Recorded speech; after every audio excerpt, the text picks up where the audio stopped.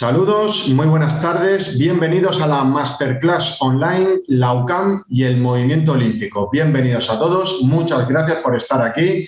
Para mí es un auténtico honor y un privilegio presentar a las tres personas que nos van a acompañar hoy, ya que, como hemos comentado, son auténticos referentes en la Universidad Católica de Murcia, que, como todos sabéis, es conocida como la Universidad del Deporte, hasta tal punto de que hoy uno de los que nos va a acompañar es nada menos que un deportista olímpico, y entre los espectadores que tenemos en esta masterclass se encuentra una campeona olímpica como Sofía Toro, que también es profesora del grado en Ciencias de la Actividad Física y del Deporte de la Universidad Católica de Murcia.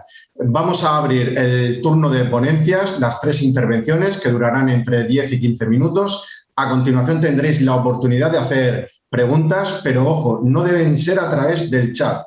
Hay que hacerlas a través de la opción que tenéis abajo de preguntas y respuestas. Se responderán a las que tengamos tiempo para cumplir la hora de esta masterclass, y las que se queden en el alero, pues imagino que los tres ponentes de hoy intentarán también responderoslas, ya sea en clase o a través de otros medios. En cualquier caso, muchísimas gracias por estar aquí y comenzamos ya con esta masterclass, la UCAM y el Movimiento Olímpico. Primeramente va a intervenir el doctor don Antonio Sánchez Pato, catedrático de Filosofía del Deporte, decano de la Facultad de Deporte y director del Centro de Estudios Olímpicos de la UCAM, que nos va a hablar de la fuerte vinculación de la Universidad Católica de Murcia con el movimiento olímpico y de la importancia de la labor del Centro de Estudios Olímpicos de la UCAM. Adelante, Antonio. Buenas tardes, muchas gracias, Javi. Para mí es un honor estar en esta masterclass, o yo diría tertulia, sobre todo pues moderada por ti, que sabes que te aprecio y que eres un referente para nosotros en la difusión del deporte y de los valores del deporte y del olimpismo. También con mis compañeros, con Juanma y con Alejandro, que los presentarás después. Y yo pues voy a hablar en el rol de director de un centro de estudios olímpicos, y a partir de ahí pues ya podremos hacer alguna conexión con el significado que tiene dentro de la Universidad Católica San Antonio de Murcia. Antes de entrar, digamos, un poco en harina, creo que sería bueno pues hacer un poco de historia, ¿no? Conocer lo que es un centro de estudios olímpicos. Yo imagino que buena parte de las personas que nos están escuchando esta tarde pues les suena el tema del olimpismo, del olímpico, pero lo de Centro de Estudios Olímpicos es probable que no sea una institución, o no sea, digamos, algo que comúnmente en las redes sociales o incluso en los medios de comunicación pues tenga un eco. Y sin embargo tiene una función, como veremos, muy importante. Por eso voy a hacer una pequeña anamnesis, una recapitulación, una breve reseña histórica sobre lo que vienen denominándose centros universitarios de estudios e investigación olímpicos. Nosotros vulgarmente decimos los CEO, que no hay que confundir con los directores generales de las multinacionales o de las grandes empresas, ¿no?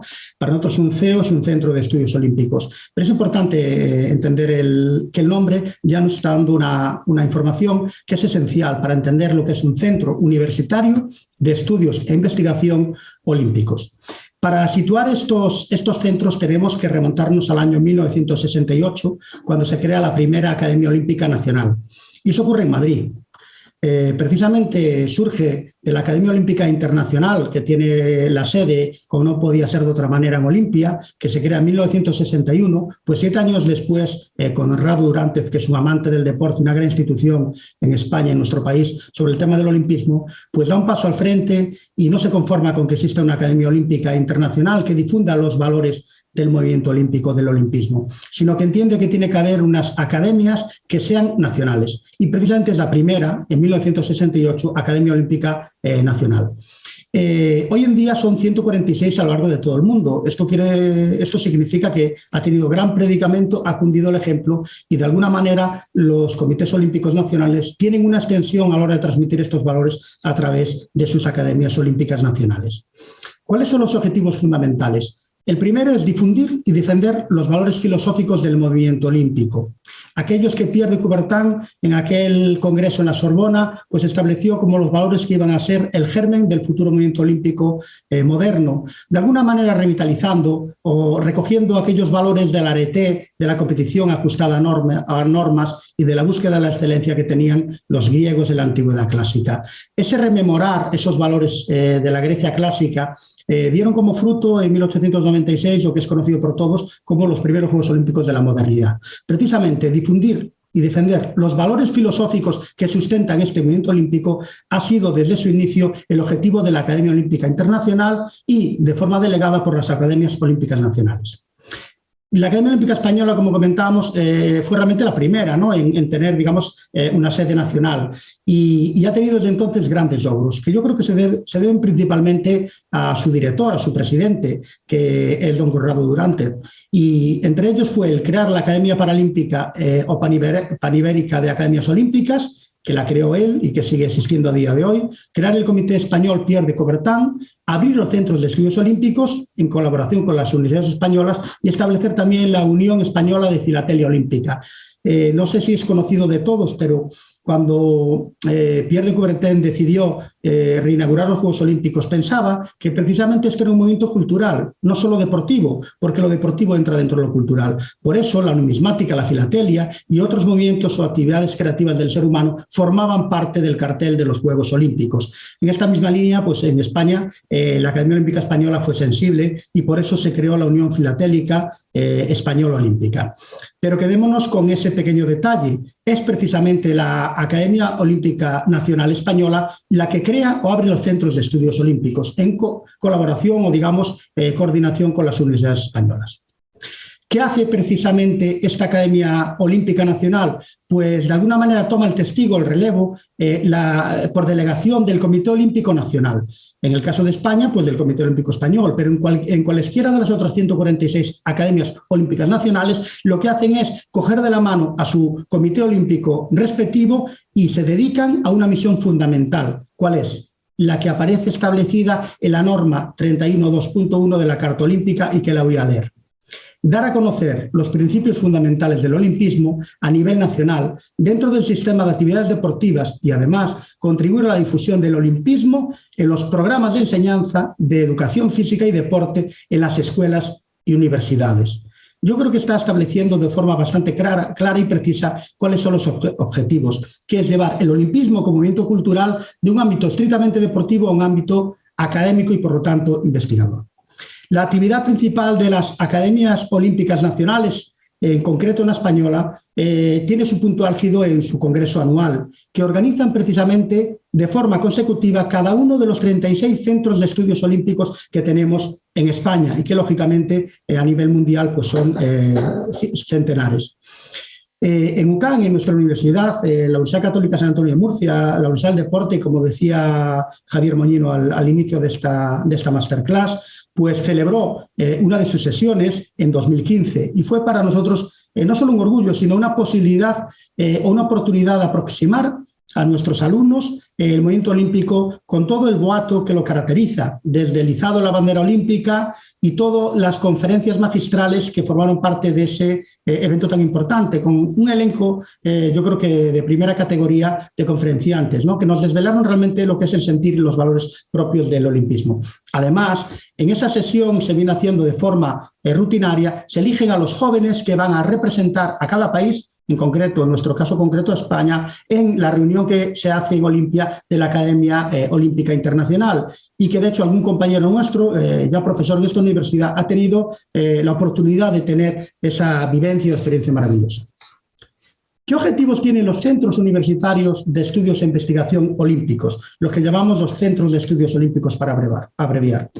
Primero, promover la enseñanza, la investigación, las publicaciones y las conferencias sobre el movimiento olímpico y los Juegos Olímpicos. Por lo tanto, el tópico, la temática está clara, es movimiento olímpico y Juegos Olímpicos, porque los Juegos Olímpicos llevan tras de sí, junto a sí, algo más que el movimiento olímpico, porque como le gusta recordar al doctor Molina, los Juegos Olímpicos son un acontecimiento que se produce cada 4 años, pero las Olimpiadas es el periodo de tiempo que pasa desde la finalización de unos Juegos a la inauguración de los siguientes. En todo ese tiempo, que realmente era la forma en que databan los antiguos en Olimpiadas el calendario, es en el que nosotros tenemos que aprovechar para mantener vivo y para difundir todos los valores que encierra el movimiento olímpico. ¿Cómo lo pueden hacer las universidades? Promoviendo la enseñanza, la investigación, las publicaciones y las conferencias sobre el movimiento olímpico y los Juegos Olímpicos. Ya desde 2020 hubo un cambio a la hora de asignar o decidir cuáles de los centros de estudios olímpicos a nivel internacional tenían sustancia, de alguna manera, como para ser reconocidos no solo por las academias nacionales, sino para ser reconocidos por el Comité Olímpico Internacional. Creo que esto fue un paso muy importante, porque de alguna manera viene a certificar, a dar una especie de sello que identifica aquellos centros de estudios olímpicos que se toman su misión realmente en serio. Nos congratulamos que en la UCAM, desde que existe este nuevo censo, estamos incluidos en él, y eso es por todo el trabajo arduo, por todo el trabajo que venimos desarrollando, no solo en la Facultad de Deporte, a la que yo también represento como decano, sino en toda la institución, en toda nuestra universidad, en la que se vive el deporte pues desde todas las perspectivas. ¿Qué es un centro de estudios e investigación olímpicos académicos para el Comité Olímpico Internacional, no para una academia olímpica nacional? Bueno, pues es una iniciativa universitaria, recalco lo de universitaria, porque es muy importante. Estamos hablando de algo, un ente, en este caso un centro, que tiene una raigambre, una raíz universitaria. Porque no olvidemos que Pierre de Coubertin presentó a la Sorbona, en la prestigiosa Universidad de la Sorbona, precisamente los valores que debían de inspirar los nuevos Juegos Olímpicos. Es precisamente ese sello, es esa matriz que viene de la Universidad Europea ya desde la Edad Media, la que aúna la enseñanza con la formación y con el conocimiento. Precisamente si recordamos el famoso opúsculo de Ortega y Gasset, del gran filósofo español, en el que hablaba de la misión de la universidad, nos recordaba que eran 3 las misiones de la universidad. La primera, la cultura. Dar cultura a nuestros alumnos. La segunda, la formación, formar a buenos profesionales. Y la tercera, la investigación. Pero deben de ir las 3 unidas de la mano. Hoy en día estamos olvidando precisamente la cultura, precisamente por la hiperespecialización en la que han caído las ciencias europeas, y que ya algunos filósofos importantes ya criticaban en los años 20 del siglo pasado, como ocurre con Husserl cuando habló de la crisis de las ciencias europeas y la metafísica trascendental. Bueno, este Centro de Estudios Universitarios e Investigación Olímpicos es una iniciativa universitaria que funciona gracias a la contribución de profesores, investigadores y estudiantes de posgrado. Es algo altruista, es algo, digamos, que tiene más una raíz anglosajona, propiamente dicha, que francesa. No en vano sabemos que Pierre de Coubertin, cuando realizaron los Juegos Olímpicos, toma el modelo inglés, el del sport, precisamente el que surge por Thomas Arnold, cuando en la escuela de rugby pues aprovecha para difundir y favorecer ese modelo que dio lugar al deporte moderno, y que todos conocemos sus valores importantes, como destacar probablemente el más importante, el de la autodisciplina o el del fair play. Pues precisamente el hecho de difundir o de utilizar los conocimientos de los profesores, los investigadores y los estudiantes de forma altruista es una de las características fundamentales del sistema universitario anglosajón, y que nosotros hemos tomado en ese sentido y que hoy en día llamamos pues habitualmente voluntariado. Pues principalmente lo que hace es difundir entre los estudiantes, a través de actividades académicas, cursos, investigaciones, publicaciones y conferencias, esos que hemos venido o denominado los valores del olimpismo, y que mis compañeros sé que van a desgranar de una forma mucho más eficaz que yo. ¿Qué busca el Comité Olímpico Internacional cuando hace un listado de centros de estudios olímpicos reconocidos? Creo que es una pregunta muy buena, porque de alguna manera lo que busca es apoyar a los centros de estudios olímpicos académicos, dándoles un marco del que carecían, y ese marco es un marco bien definido, que de alguna manera aquellos que contribuyen de forma consistente a la enseñanza, creación o difusión del conocimiento olímpico tengan un marco que les permita su desarrollo y su consolidación. Lo primero que hacen es definirlo, y ya hemos definido lo que es un centro de estudios olímpicos. A partir de ahí, los requisitos en términos del apoyo institucional, y después los requisitos en términos de actividades que más adelante desgranaremos. Además de todo eso, y no menos importante, les certifica o les da la posibilidad de utilizar las propiedades olímpicas que los centros de estudios olímpicos académicos o sus socios y sus productos pueden llevar asociadas. Con esto me estoy refiriendo, por ejemplo, al uso de los aros olímpicos, que todos sabemos que están protegidos y no pueden ser utilizados. El estar dentro de este listado pues nos da un poco ese marchamo de poder utilizarlo, porque de alguna manera estamos siendo congruentes con la misión que se nos ha encomendado. También con ello pretende el Comité Olímpico Internacional subrayar la independencia de los centros de estudios olímpicos académicos frente al Comité Olímpico Internacional y al movimiento olímpico. Esto quiere decir que le da su marco, el frame, le da, digamos, por dónde puede moverse y hasta dónde puede moverse. Y yo eso creo que es algo muy importante. Además de la regulación del uso de esas propiedades olímpicas a las que nos referíamos, y algo muy importante que es fundamental cuando definimos algo, que es decir lo que no es. En ese sentido, excluye de los centros de estudios olímpicos, no porque no tengan su valor o su misión, sino porque no son tales, a aquellas organizaciones o instituciones que se dedican a la educación o cultura olímpica, pero que no se basan en universidades. O también aquellas instituciones o centros que no están gestionados, digamos que no gestionan exclusivamente los recursos, digamos, escritos o relacionados con los Juegos Olímpicos. ¿A qué me refiero? Los centros de documentación. Los centros de documentación tampoco son centros de estudios olímpicos. O también aquellos centros que no se centran específicamente en la investigación o la enseñanza relacionados con los Juegos Olímpicos, porque hay que darle importancia a esto. El que surjan los centros de estudios olímpicos en el ámbito de las universidades es porque no solo Pierre de Coubertin lo entendía, sino porque todos sabemos que la docencia, la enseñanza de más alto nivel y la investigación se producen lógicamente en el entorno universitario. Tampoco va a considerar centro de estudios olímpicos a aquellos centros universitarios que hagan investigación sobre rendimiento deportivo. Un centro de investigación o que se dedique a investigar el rendimiento deportivo no es un centro de estudios olímpicos, porque precisamente yo creo que en el espíritu de la ley lo que subyace al tema del olimpismo, y yo creo que está en la esencia de aquello que pensaba, pues probablemente el más desconocido de los desconocidos, como decía, como nos recuerda siempre el doctor Molina, que es Pierre de Coubertin, es que Pierre de Coubertin era un pedagogo. Él utiliza el deporte como una herramienta. Escuchamos todos los días en el telediario, el deporte, las noticias es una herramienta que sirve para esto, que sirve para lo otro. Evidentemente es una herramienta que debe ser utilizada y en ese sentido el deporte del olimpismo, que tiene su máximo esplendor en la celebración de los Juegos Olímpicos, es algo más. Y Pierre de Coubertin, a él no se le escapa que no podemos solo hacer la competición deportiva, sino que de alguna manera lleva arrastrado toda una serie de valores que solo mediante la investigación y la enseñanza pueden ser transmitidos. En esta línea también excluye de los centros de estudios olímpicos a cualquier entidad que promueva el olimpismo desde una administración pública o gubernamental, porque ya tienen otros objetivos. ¿Qué requisitos tienen los centros de estudios olímpicos para el Comité Olímpico Internacional? Bueno, pues para ser reconocido como tal hay unas condiciones, como decíamos, institucionales y después hay una serie de criterios de actividad. Las condiciones institucionales son, primero, cumplir con la definición que hemos dicho al principio de Centro de Investigación y Estudio Olímpico Académico. Segundo, recibir un aval del Comité Olímpico Nacional correspondiente. Estamos hablando de una carta oficial firmada por el presidente o secretario general, en nuestro caso, por ejemplo, del presidente del Comité Olímpico Español. Contar con apoyo financiero y logístico de la universidad o de la facultad que albergue el Centro de Estudios Olímpicos, tanto para el desarrollo del programa anual de actividades, como para, de alguna manera, poder mantener estas actividades con el tiempo. Y tiene que ser mediante una carta oficial firmada por la autoridad universitaria correspondiente.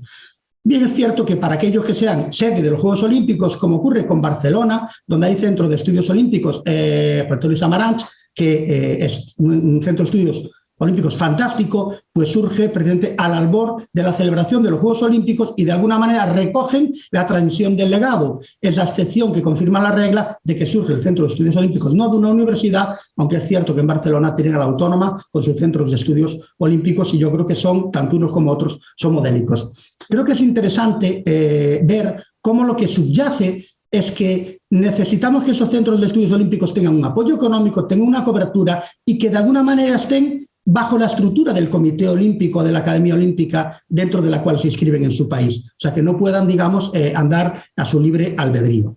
En cuanto a los criterios de actividad, son bastante exigentes. El doctor Leiva hablará de ello más adelante. Es la organización de actividades académicas en la universidad, relacionadas con lo que decíamos anteriormente, difusión del conocimiento olímpico, de la enseñanza a los universitarios, las investigaciones, organizar conferencias, como esta misma, que valdría como un criterio de actividad, distintas publicaciones. En concreto, nosotros tenemos una asignatura que imparten 2 olímpicos, el doctor Molina y el profesor Peñalver, que es formación en valores y olimpismo, y que precisamente es una anomalía en los planes de estudio de ciencias del deporte, pero creo que, aunque es una rara avis, es fantástica, porque de alguna manera hace que todos nuestros alumnos, aquellos que eligen esa optativa, tienen esa formación adicional. Por último, los centros de estudios olímpicos tenemos que enviar al Comité Olímpico Internacional un informe anual de las actividades que hemos hecho y una perspectiva de las que vamos a desarrollar. Bueno, con esto cerraría, digamos, la parte central de mi ponencia. Ahora solo voy a hacer unos breves comentarios que creo que pueden ser interesantes para situar nuestro Centro de Estudios Olímpicos dentro de nuestra universidad y dentro de nuestro entorno, dentro de lo que es España, que de alguna manera conforma o confirma lo que es un centro de estudios olímpicos dentro de una universidad dinámica. Nuestro centro de estudios olímpicos está realmente impulsado y capitaneado por el presidente de nuestra universidad, don José Luis Mendoza. ¿Por qué? Porque él es un amante del deporte. Muchas de las cosas que vamos a hablar aquí hoy y de las que puede ser ejemplo el doctor Molina, nuestro compañero doctor en ciencias del deporte, pero también deportista olímpico, que de alguna manera se impulsó o fue ejemplo de los valores que rodean al olimpismo, que no tienen que ver solo con el resultado de las competiciones deportivas, sino también con la formación del individuo en lo que venimos denominando la carrera dual. Dentro de esa estructura, pues a mí me toca la misión de ser director de este centro de estudios. Su director es el director del General de Deportes de la Universidad, don Pablo Rosique.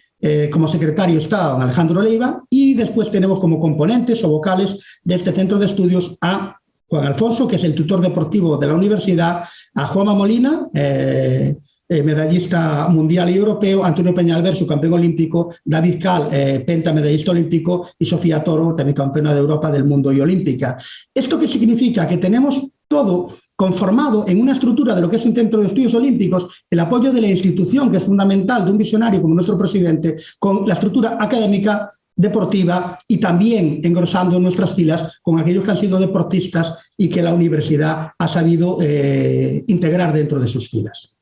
En concreto, creo que esta sinergia realmente se engrandece cuando metemos en esta ecuación el Comité Olímpico Español, porque el Centro de Estudios Olímpicos de la UCAM no se puede entender sin su presidente, don José Luis Mendoza, y no se puede entender sin el Comité Olímpico Español y su presidente, don Alejandro Blanco. Porque precisamente las sinergias generadas sobre todo en torno al surgimiento de una cátedra, que es la Cátedra Internacional UCAM, Comité Olímpico Español, y que entraría también con esa misión de difundir los valores olímpicos, creo que es en esencia lo que favorece y facilita enormemente sobremanera el desarrollo de la gran cantidad de actividades que nosotros desarrollamos en torno a los valores del olimpismo, y que de alguna manera cuando nos reunimos en la asamblea anual de los centros de estudios olímpicos organizada por la Academia Olímpica Española, pues siempre nos dan la enhorabuena y siempre decimos que es muy fácil, porque en esta universidad el deporte pues, es algo que forma parte de su ADN.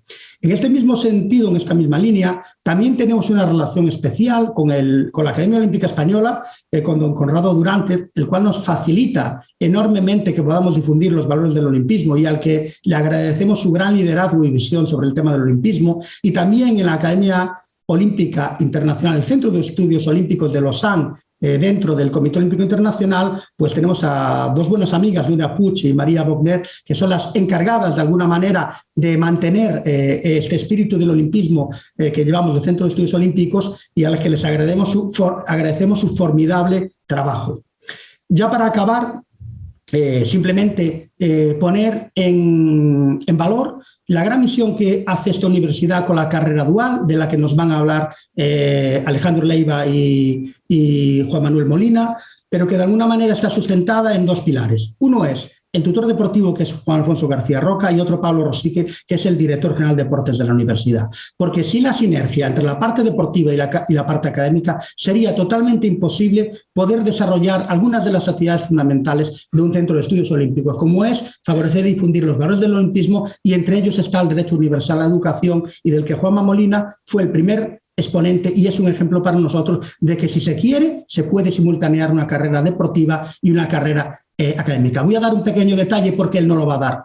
pero poco antes de que defendiera su tesis doctoral, que tuve el honor de estar en su tribunal, se estaba preparando para los Juegos Olímpicos de Londres 2012 y yo le decía, creo que ya has hecho bastante. Ya has ido a los Juegos Olímpicos, has sido diploma, has hecho bastante. Piensa en el futuro, has hecho una carrera, vas a hacer un doctorado, pues ahora tienes que pensar en otra vía. No obstante, sigue ligado al mundo del atletismo, o sea que se puede continuar en el mundo del deporte.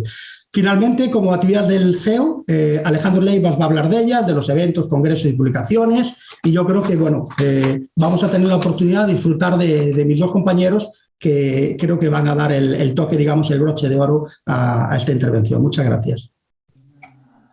Muchas gracias, Antonio, por esta magnífica intervención. Les recuerdo a todos los asistentes que abajo tenéis el botón de preguntas y respuestas por si queréis ir dejando ya alguna pregunta que intentaremos ir dándole respuesta al final de la tercera intervención, que será la de Juan Manuel Molina. Ahora es el turno de don Alejandro Leiva Arcas, subdirector del grado en Ciencias de la Actividad Física y del Deporte y secretario del Centro de Estudios Olímpicos de la UCAM, que nos va a comentar a grandes rasgos algunas de las líneas de investigación que se realizan en la UCAM relacionadas con el deporte y nos va a centralizar las perspectivas de los deportistas UCAM y del deporte español para los Juegos de Tokio que se celebran, Dios mediante, este verano. Adelante, don Alejandro. Muchísimas gracias, Javier. Esperemos que se celebren y esperemos que se puedan celebrar con público de fuera de Japón, que esa es ahora mismo la gran incógnita, sobre todo para los que ya tenemos un billete comprado y guardado en un rincón del correo electrónico para que podamos disfrutar de estos juegos. Bueno, lo malo de ser el segundo ponente es que el listón está altísimo. La intervención del decano ha sido magnífica. Creo que la visión que ha dado del Centro de Estudios Olímpicos era necesaria y ha sido lo suficientemente profunda y analítica, porque como comentaba con mis compañeros, tanto con el decano como con el profesor Molina hace unos días preparando esta intervención, ambos coincidíamos los tres en que el Centro de Estudios Olímpicos seguramente sea uno de los grandes desconocidos dentro de la UCAM, a pesar de que ahora mismo está en plena ebullición, está en un estado de actividad tanto divulgativa, científica como en otros frentes extremadamente alta. Entonces, bueno, mi intervención de hoy consiste en únicamente mostrar a los participantes, en los que estoy viendo a muchísimos alumnos del grado en CAF y a gente de fuera, pues un poco las líneas de investigación que estamos llevando a cabo, algunas de las, digamos, de los hallazgos que hemos sacado en estos últimos meses, para ver si podemos, sobre todo, ganar adeptos a esta causa noble, pero muchas veces olvidada, que es la investigación en olimpismo, la cual siempre es necesaria más mentes y más mano de obra para poder avanzar en esta línea. Tengo que decir que el Centro de Estudios Olímpicos en los últimos 24 meses ha sufrido una evolución maravillosa, sobre todo en el último año. A pesar de que la pandemia del coronavirus ha sido una desgracia para todos nosotros, el confinamiento ha sido una experiencia que esperemos no tengamos que volver a repetir, pero desde el punto de vista de la investigación, y lo digo con la boca pequeña, ha sido un impulso enorme, porque nos ha dado tiempo, nos ha dado la oportunidad a diversos investigadores de reunirnos, aunque fuera telemáticamente, de poder poner ideas en común y de poder avanzar en distintos frentes. Entonces, ahora mismo el estudio sobre el olimpismo está muy vivo. Lo estamos sobre todo en el CEUCAM llevando a tres frentes, sobre todo. Por un lado estamos analizando la participación y los resultados del equipo olímpico español. Esta es una línea que está bastante activa no solo aquí en la UCAM, sino en otras instituciones y en donde todavía es necesario seguir ahondando.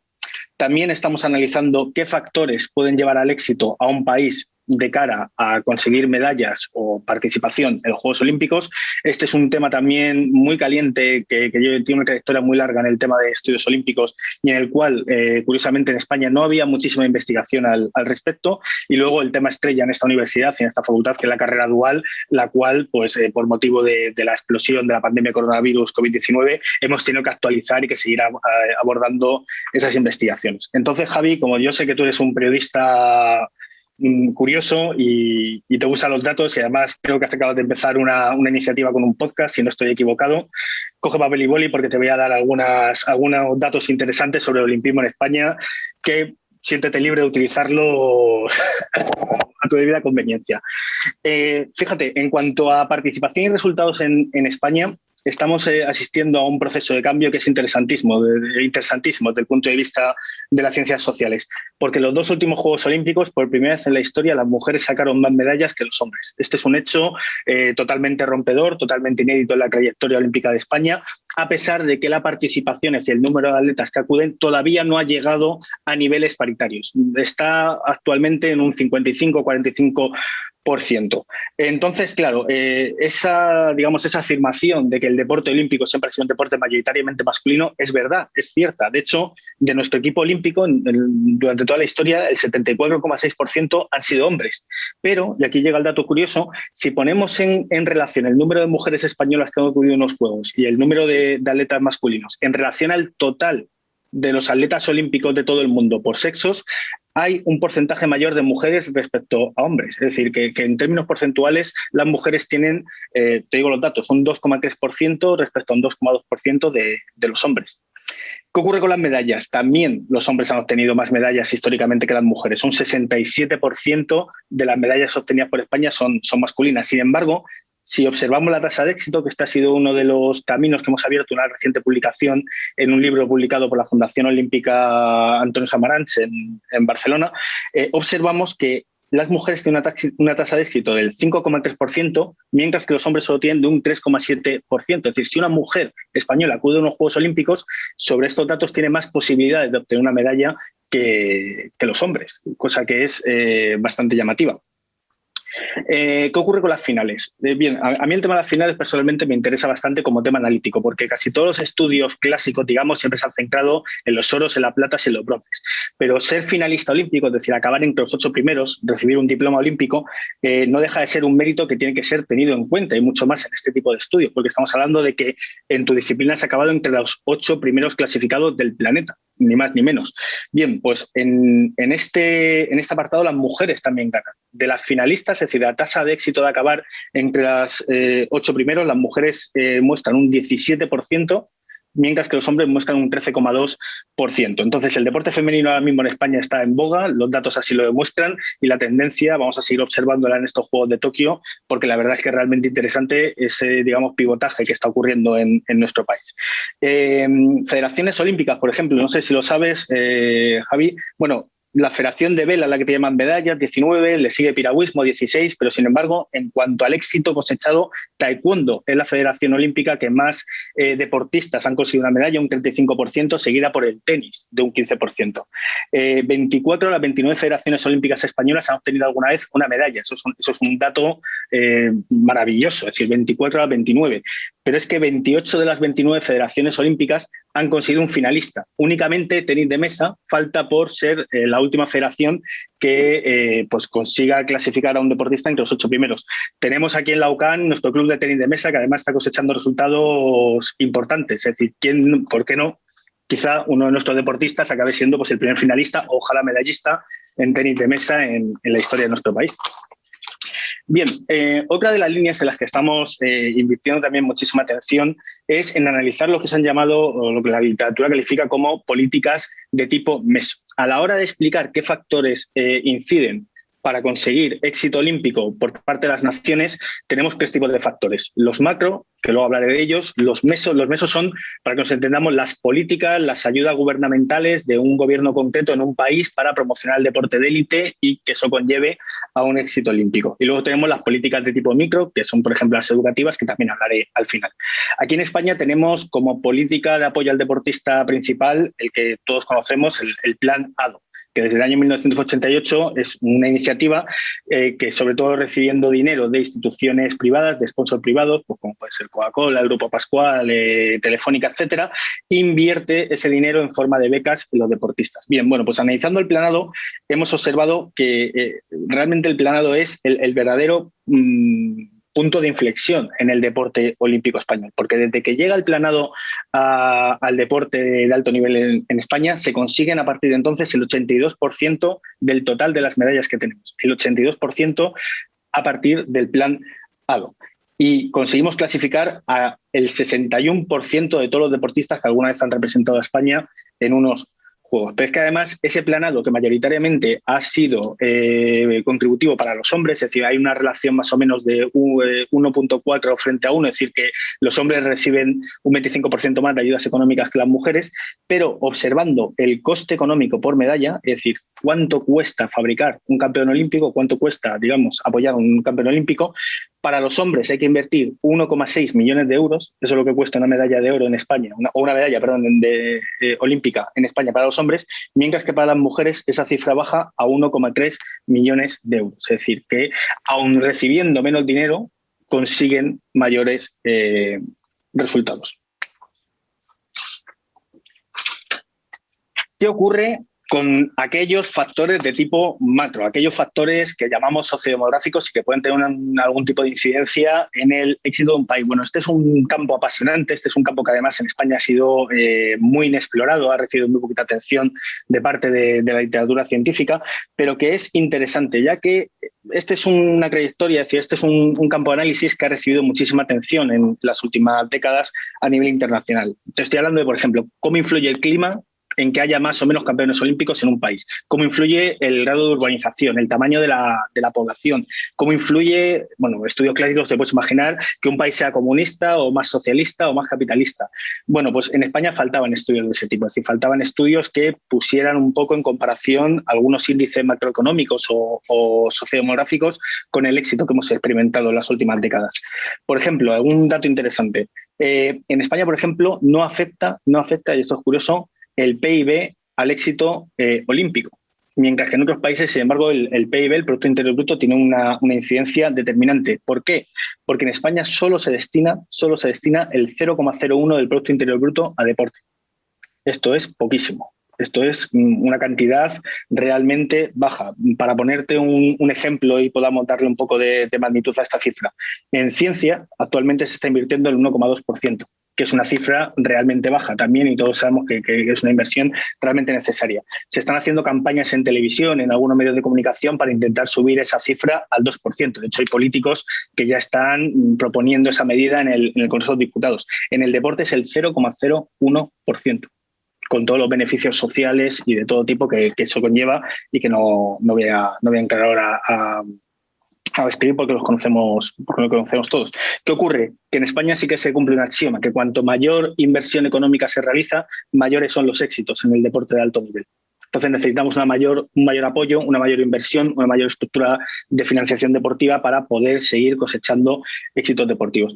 Y alguien puede pensar, bueno, Alejandro, estás hablando de éxitos deportivos, pero realmente, ¿qué importa que un país tenga más o menos campeones olímpicos? ¿Cómo afecta? Bueno, eso se llama un efecto que los economistas llaman trickle down. Eso significa que por cada campeón olímpico que se consigue una nación, aumentan otros valores automáticamente. Número de personas que practican deporte, número de personas que se afilian a clubes deportivos, número de federados en diversos sectores. Es decir, que un campeón olímpico genera una sociedad en movimiento, genera una sociedad mucho más activa y, por lo tanto, una sociedad mucho más sana y mucho más comprometida con los valores ciudadanos que promueve el deporte. Por lo tanto, el impacto real de una medalla de oro en un país es altísimo, es holístico, y de hecho todavía se sigue midiendo cuán profundo es ese impacto.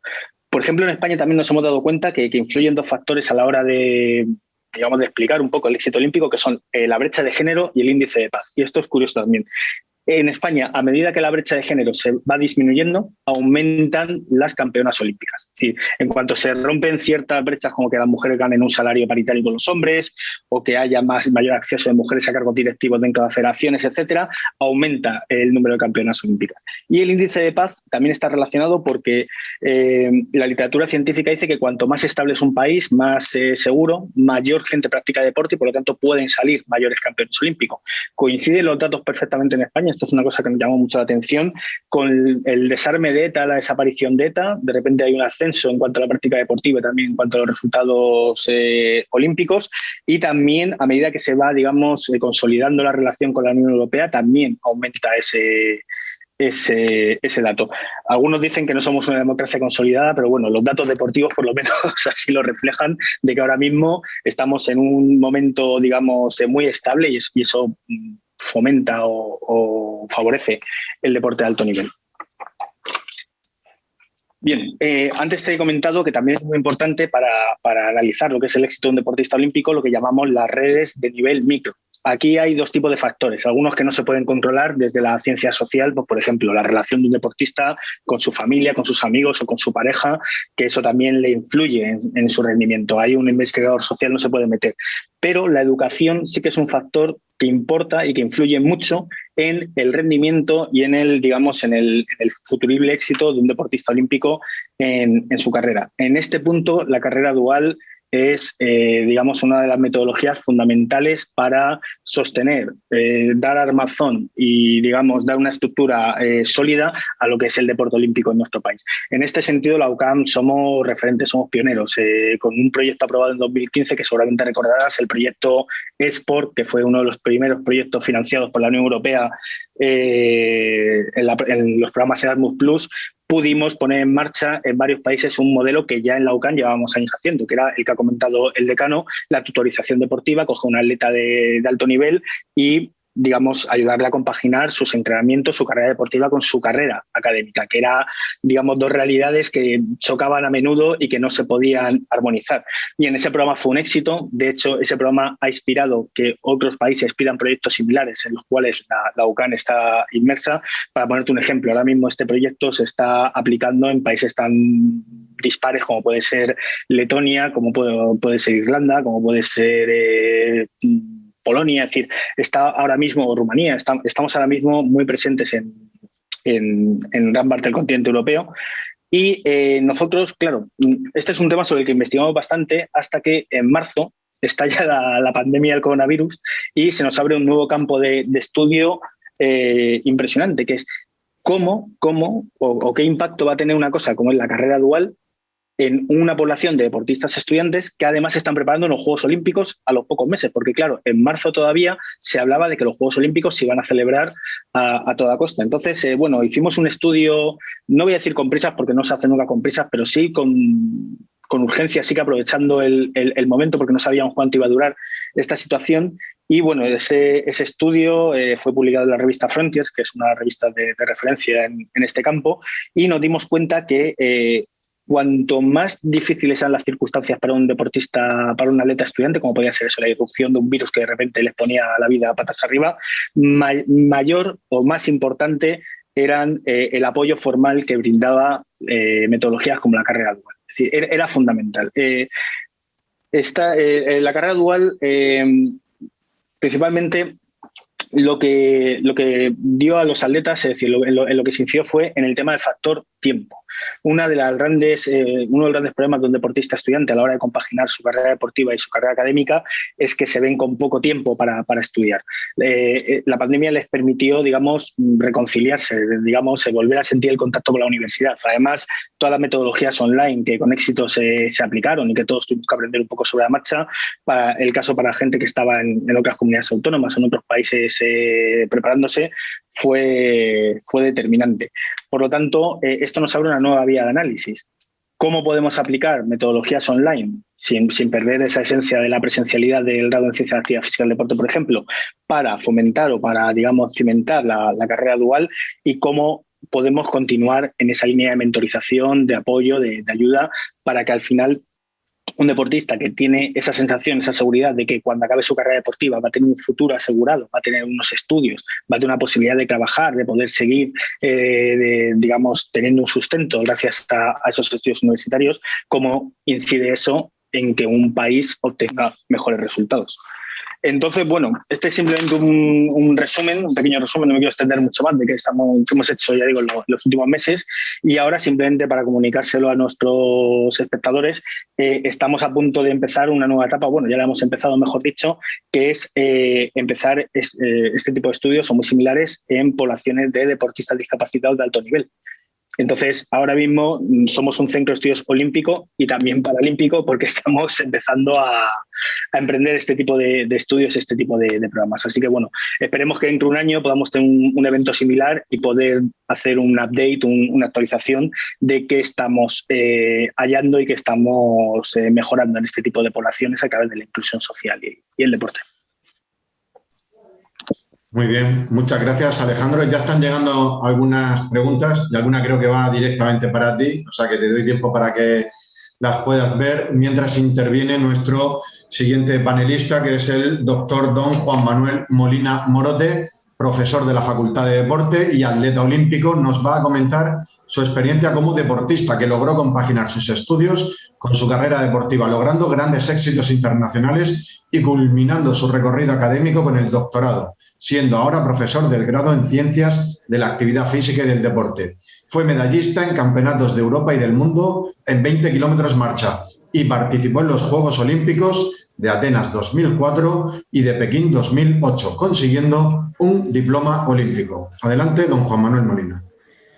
Hola, buenas tardes. Muchas gracias, Javi. Gracias también a mis compañeros y yo diría idolatrados profesores como son Antonio Sánchez Pato y Alejandro Leiva, que cada día aprendo muchas cosas, porque trabajar con ellos es un placer, y ver también esta expectación que han generado esta masterclass con gente de diferentes puntos de Latinoamérica, incluso de Italia, y ver que podemos compartir un momento de olimpismo, ¿no? Porque bien lo ha explicado el decano y director del CEUCAM, el profesor Pato. El olimpismo va mucho más allá de deporte, es una filosofía, son valores, es una transmisión.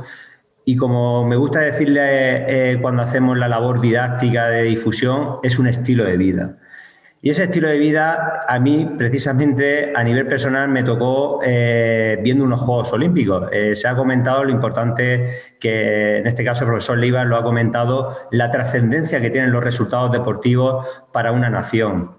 Y, sin duda, el punto de inflexión en la población española vino en Barcelona 92. Yo fui un producto de Barcelona 92, de los Juegos Olímpicos de Barcelona 92, cuando con 13 años yo disfrutaba de las medallas de los deportistas españoles como Antonio Peñalver, que lo veía como algo inalcanzable para mí, para un chaval de 13 años que lo veía por la televisión a unos cuantos kilómetros y me acostaba hasta las tantas de la noche viendo medalla tras medalla, cómo parecía que eso que parecía imposible para un español se conseguía, ¿no? Pues precisamente Pierre de Coubertin lo decía ya hace unos cuantos años.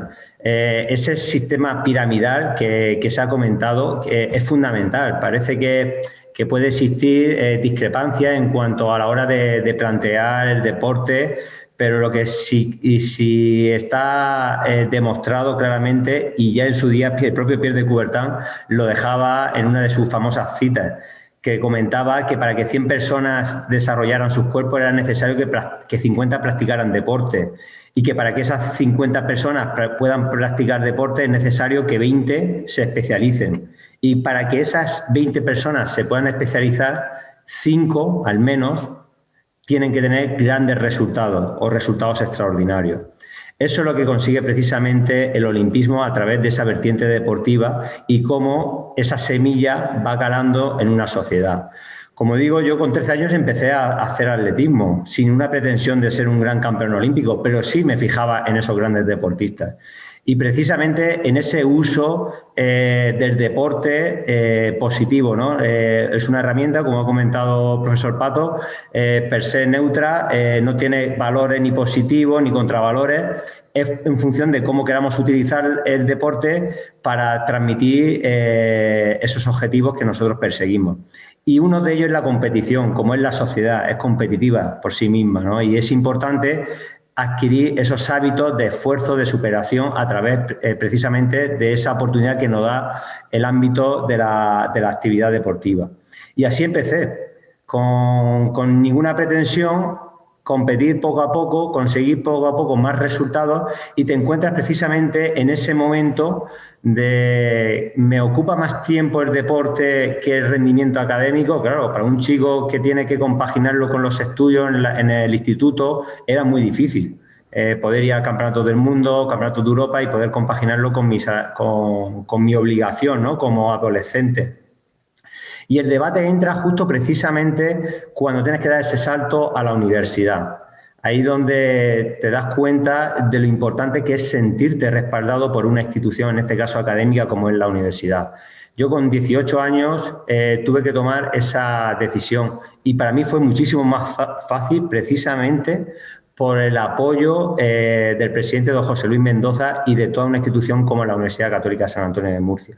Y digo esto porque, claro, a los que estamos, aquí hay gente de todo el mundo y a lo mejor a alguno le puede sonar a chino, pero aún existen muchos estereotipos en cuanto que para triunfar en el mundo del deporte tienes que irte a una gran orbe, ¿no? Tienes que irte a Madrid, tienes que irte a Barcelona, al centro de alto rendimiento de Sant Cugat, o irte a Madrid, a la Blume. Y a mí me entró esa duda. Quiero ser un buen deportista, pero a la vez quiero seguir formándome para un futuro, porque evidentemente el deporte de alto nivel tiene un tiempo muy limitado y evidentemente la vida es muy larga y hay que disfrutar con lo que uno hace. Y gracias precisamente a la universidad y a la ciencia de la actividad física y el deporte, pude compaginar en un primer momento los entrenamientos con mi grupo, aquí en Cieza, en Murcia, con el entrenador que me ha llevado desde los 12 años hasta que me retiré en el año 2012, y poder compaginar precisamente con esa ayuda extraordinaria que estableció la universidad a través del programa de carrera dual. Eso es lo que hace la universidad, más allá incluso del ámbito académico y deportivo, es poder compaginarlo en tu lugar.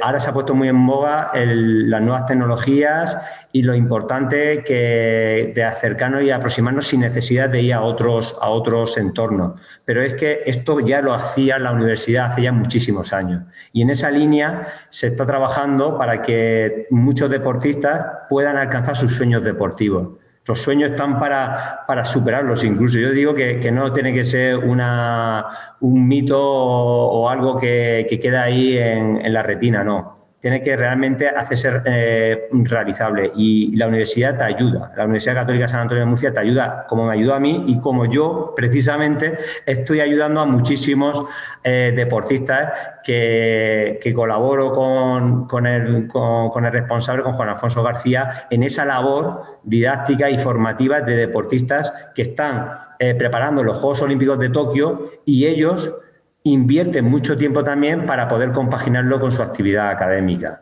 y no tienen que renunciar a una cosa por la otra. Eso es fundamental, y es la labor que se realiza desde la universidad junto con el Centro de Estudios Olímpicos, que también tiene, y hay que recordar, la labor didáctica y de difusión a los centros educativos. Tener a Antonio Peñalver, tener a Sofía Toro, a David Cal, nos da una extraordinaria posibilidad de llegar como un altavoz a muchísimos centros educativos y poder compartir con los niños y niñas, con las generaciones futuras, estos valores que son el deporte, el entendimiento, el respeto y la superación.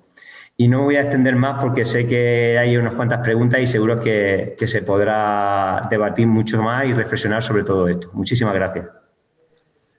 Muy bien, muchas gracias, Juanma, por tu intervención. A modo de curiosidad, quiero comentar que va a seguir tus pasos de sacarse el doctorado muy pronto un campeón olímpico como es Joel González, que está ya a punto de depositar su tesis, que será defendida, si Dios quiere, en el mes de mayo de este mismo año, una tesis doctoral que ya adelanto a todo el mundo que hoy nos acompaña, que va a dar muchísimo que hablar, porque está nada más y nada menos que relacionada con el amaño de partidos y su interrelación con las apuestas, con el juego online, con las apuestas deportivas. O sea que cuidado con esa tesis que nos va a presentar Joel González en el mes de mayo, porque como digo, y además por cosas que ya hemos podido hablar con él, va a ser muy interesante y va a dar mucho que hablar. A ver, sí que han llegado preguntas y animo a la gente a que realice alguna más. Vamos a ver para las que tenemos tiempo. Por aquí tengo una para don Alejandro Leiva. ¿Piensa usted que la pandemia puede afectar económicamente a los olímpicos y la formación de los mismos? Me baso en esta pregunta, ya que se está viendo en otros deportes como el fútbol, ese atraso con respecto a otros países como el Reino Unido o Alemania. Pregunta de Francisco Jesús Alonso Cabrera. Bueno, pues muchísimas gracias, Francisco Jesús, por la pregunta, porque además es una pregunta muy interesante que si responderíamos ahora mismo estaríamos siendo un poco temerarios, porque todavía no podemos saber qué efectos reales va a tener la pandemia a corto, a medio y a largo plazo. No hemos salido de ella, esa es la respuesta, desgraciadamente. Lo que sí que estamos viendo es que Es decir, podemos vislumbrar diversos escenarios. Si la pandemia ha dejado la estructura deportiva tocada y la inversión en deporte baja, eso definitivamente va a afectar al deporte en su conjunto. Eso es una ley. Eso, en el caso de España, somos muy dependientes de la inversión en deporte a la hora de promocionar lo que es el talento, los deportistas, digamos, luego ya el alto rendimiento deportivo de cara a unos Juegos Olímpicos. ¿Qué está ocurriendo en países como Reino Unido o Alemania en el caso del fútbol? Sí, se está viendo que, bajo mi punto de vista, es una opinión personal, existía una burbuja que ahora mismo se está desinflando. Se movían unas cifras en el caso del fútbol que eran totalmente astronómicas y totalmente alejadas de la realidad. Yo creo que va a haber un ajuste en cuanto al tema de, pues eso, valor de los jugadores, presupuestos deportivos, inversión de los sponsors. Yo creo que no vamos a alcanzar los niveles prepandemia, por lo menos en un tiempo largo. No es sostenible en el tiempo. Y yo personalmente, esto es un deseo mío, me gustaría que parte de ese dinero que no se destinase a, pues, por ejemplo, deportes como el fútbol, que lo monopolizan todo, pudieran ser redistribuidos en el resto de 29 deportes, en este caso olímpicos, que muchos de ellos tienen estructuras bastante poco desarrolladas todavía y que necesitan una inyección de dinero. Perfecto. Otra pregunta para ti, Alejandro. Nos preguntan, bueno, primero te dice Víctor que excelentes métricas sobre el deporte olímpico en España. Quería saber el indicador del PIB tan bajo y el éxito español. ¿A qué se debe? Dígame si las provincias autonómicas son consideradas dentro del presupuesto general de España o no. Pregunta de Víctor Vargas, como decía. Sí, el PIB es una magnitud macroeconómica que lo que mide es el valor de todos los bienes y servicios producidos en un país, normalmente durante un año, y al ser durante todo el país, evidentemente el PIB es a nivel nacional. Sí que luego hay estudios de PIB por comunidades, pero nosotros siempre tomamos el PIB como magnitud global. Realmente no tengo esa respuesta, no sé por qué el PIB es tan bajo en España. Lo que sí que sé es que en algunos países la relación del PIB con el éxito deportivo está demostrada, es muy alta. En nuestro caso, no. En nuestro caso hemos podido desarrollar un programa olímpico, hemos podido desarrollar una estructura deportiva que da campeones, que da una participación.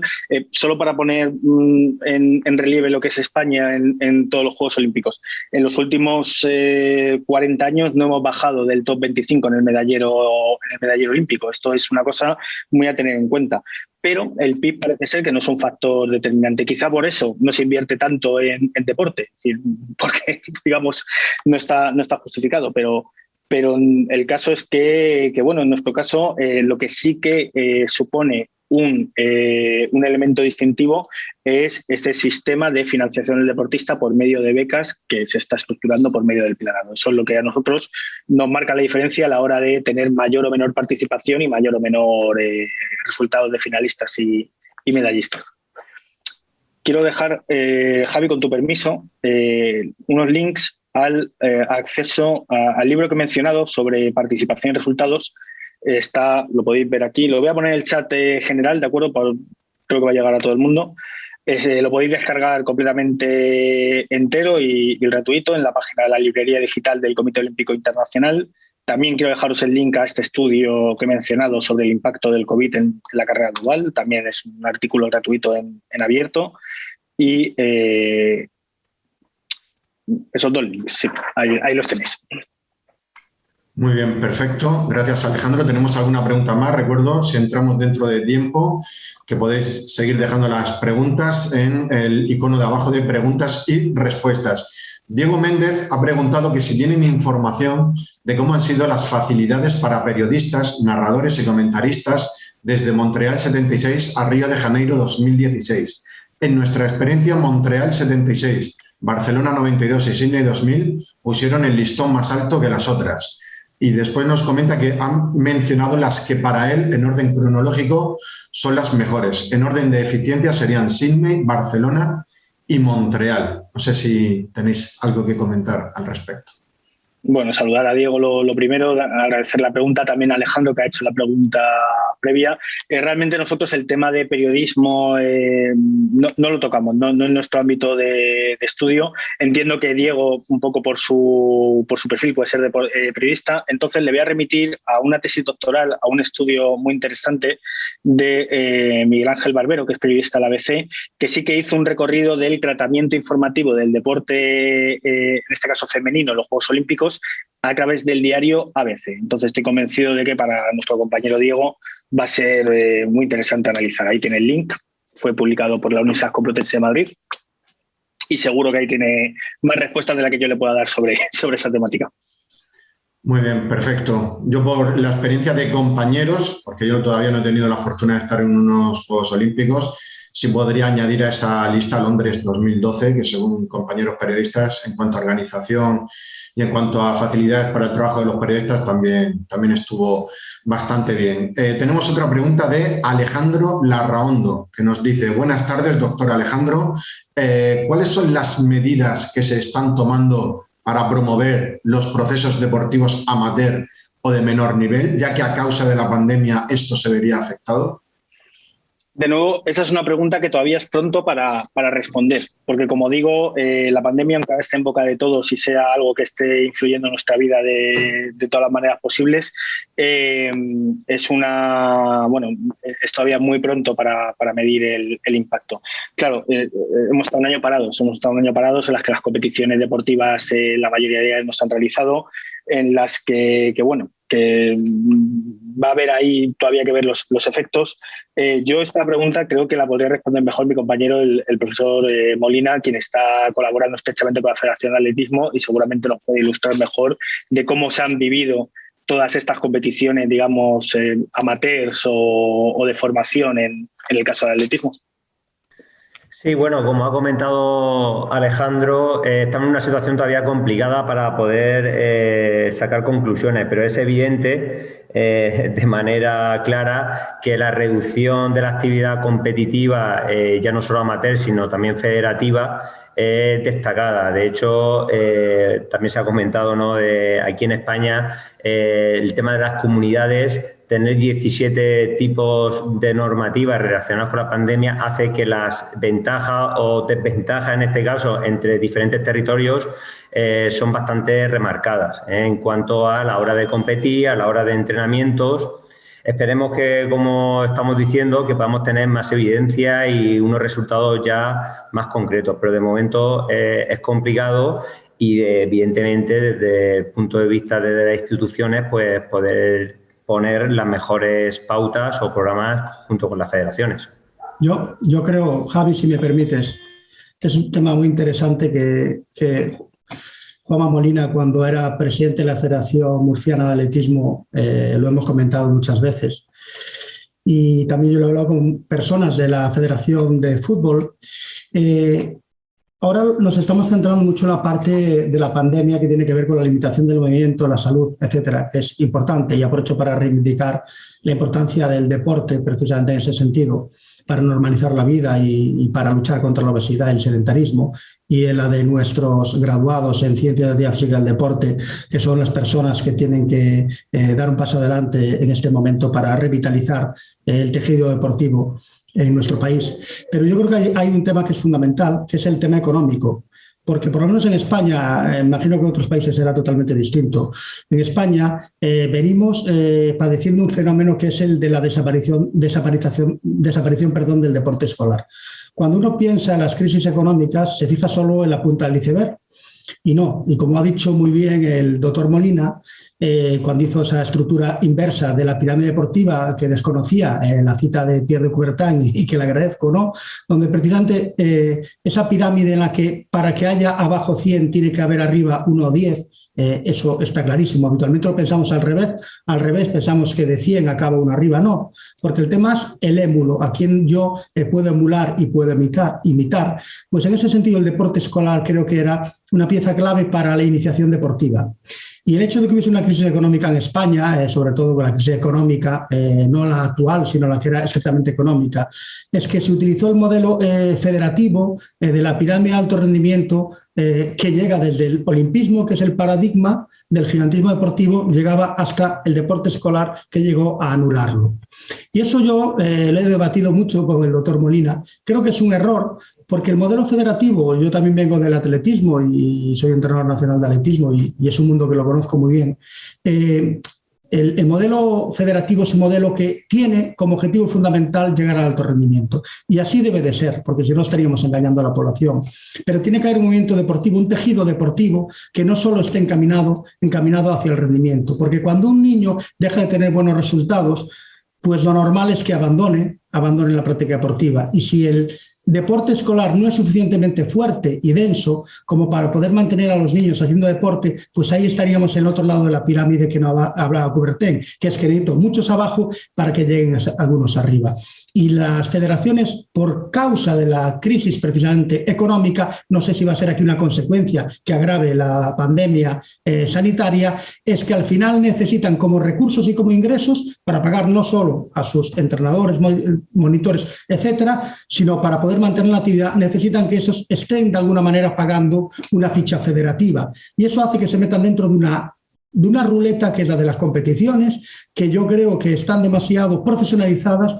Yo por eso hago más por modelos como jugando al atletismo o que los propios padres y madres se involucren en los clubes deportivos para que ese tejido deportivo, incluso el poder hacer competiciones domésticas donde esas marcas puedan ser de alguna manera convalidadas, porque hasta la categoría, pienso yo, hasta un cadete tampoco no tiene mayor importancia que si el resultado puede ser exacto o no, pero que de alguna forma podamos mantener ese tejido deportivo dentro o fuera, alejado de la pirámide de alto rendimiento deportivo, ¿no? Si la pandemia viene a agravar esto, desde luego las consecuencias no solo van a ser para la población, no solo el hecho de que ahora los niños no tengan un deporte, amateur o no federado, sino que el problema es que va a haber cuestiones relativas a la pirámide del alto rendimiento y veremos que los resultados deportivos, incluso españoles, se podrán ver de alguna manera mermados. Yo no sé lo que piensa Juanma Molina, no quiero debatir con este tema, lo hemos hablado mucho, pero es un tema desde luego que preocupante, porque ahora mismo tenemos los dos problemas. ¿Algo que apuntar, doctor Molina?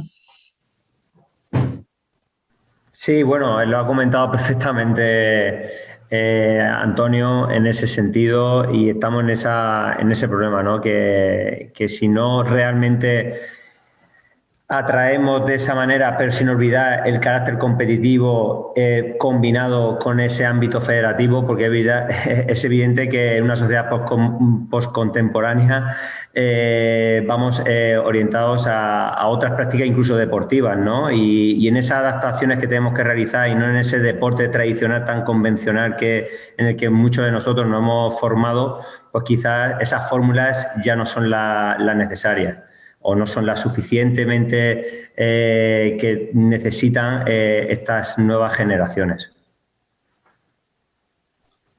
Perfecto. Bueno, estamos concluyendo ya. Simplemente os leo la última contestación que nos ha puesto Diego Méndez, ya que él nos dice que ha cubierto nada menos que 9 Juegos Olímpicos y 11 Juegos Panamericanos, campeonatos del mundo, Copas del Mundo y otros grandes eventos de varios deportes. Es profesor universitario y, según nos apunta, las facilidades en Sydney y Barcelona fueron extraordinarias. Los australianos crearon una villa de prensa y en nuestros alojamientos teníamos imágenes en vivo de todos los deportes y el sonido ambiente de cada instalación. Pues muchísimas gracias por ese apunte y nos entra ahora mismo de Andrea Prieto. Doctor Molina ha dicho que la etapa olímpica es corta en edad, pero hay deportes que se excluyen, como por ejemplo la equitación. Bueno, sí, hay deportes en los que la vida deportiva, ¿verdad?, es un poquito más amplia. Sí, correcto. De hecho, nosotros en Murcia tenemos el caso que estamos preparando una de las próximas publicaciones, el recorrido de los deportistas olímpicos de la región de Murcia. Pedro Alemán fue deportista con una edad también considerable y hay bastante y suele ser habitual que tanto jinetes y amazonas tienen esa edad. E incluso tenemos otros deportistas, y ya sabes, Javi, por dónde voy, el famoso Jesús Ángel García Bragado, que sigue estando en activo y fue el 12º en los Juegos Olímpicos de Barcelona 92 y ya está clasificado, si todo va bien, para los Juegos de Tokio. O sea, ya más longevidad que tiene Jesús Ángel en una prueba tan exigente como los 50 kilómetros en marcha, pues habla bien a las claras que se puede ser olímpico.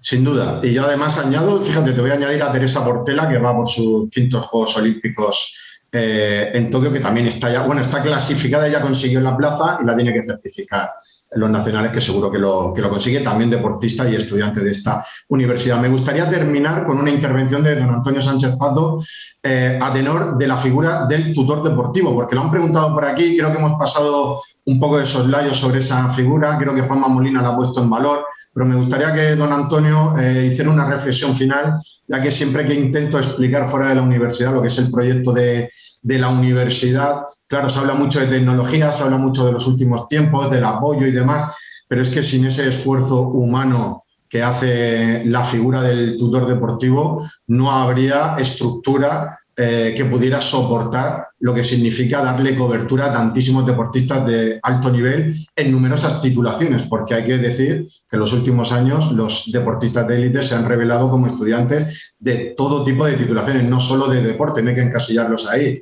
Estudian desde informática, criminología, ADE, turismo y claro, debe haber tutores deportivos en todas las titulaciones. Me gustaría una reflexión final, si alguno quiera decir algo más también y ya despedimos la masterclass de hoy.